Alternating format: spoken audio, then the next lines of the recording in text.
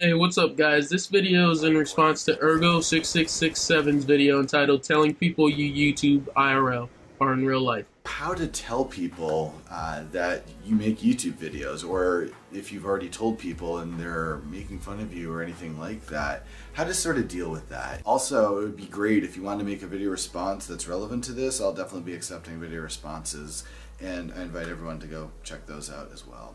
If you don't know Ergo, the link to his channel is in the description, and I'll be sure to leave an annotation at the end of this video. He is best known for creating the YouTube stats site, socialblade.com. But back to the subject matter. How do I tell people that I make YouTube videos? For me, that's an easy answer. I don't. Although I'm not ashamed for making YouTube videos, some people think it's kind of weird to record yourself talking to a camera when no one is actually listening. And truthfully it is.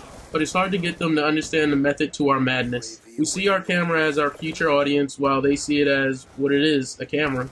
The only way they could possibly understand is for them to try it themselves, which most of them won't. But to start with my parents, it took me about 3 months before telling them what I was doing. And when I did, they thought it was a waste of time. But after about a year of making videos on my old channel, they began seeing it as a hobby that I enjoyed doing, so they let me be. They just always told me to never record them doing anything. They didn't want to end up being infamous on YouTube for something I posted. It wasn't until my parents saw a news story about Mystery Guitar Man that they believed that making YouTube videos had the potential to make me famous and rich. And although I'm not in it for the money, I finally have the support from my family that I need to continue. And now my friends. I never told my friends at school, but it wasn't really hard for them to find out since I had my Facebook and Twitter linked to my channel. I would get the occasional person asking me about it, and I would just tell them, yeah, I post a video every once in a while. And usually that would be it. Some would go as far as asking me how much did I get paid, and I tell everyone next to nothing. And the same goes for online friends. I tell them if they ask, but I never had anyone think I was weird for doing it. Most wanted to grow their own channels by asking for shoutouts or being in my sub box, but I just said, I'll check your channel out and we'll see.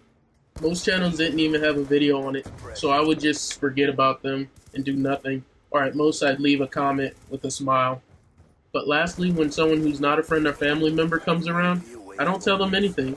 When they ask for a hobby, I say I play video games and I go on the internet a lot, but that's it. People don't need to know everything from the start, and if they find out, all you have to do is tell them what they want to hear until they leave you alone. And when you get the occasional jackass that tries to bother you on your channel, YouTube has this magical block button that makes them go away. And I find that as long as you don't post anything that would make you look foolish in real life, most people leave you alone. And only the cool and interested people will ask you about it. But I recommend being subtle about it and roll with the punches. But if you're caught posting videos of yourself burning your hair off or doing other stupid stuff, then you're on your own. I'm Mad Money Banks and I'm out. Peace. My hair was burnt off.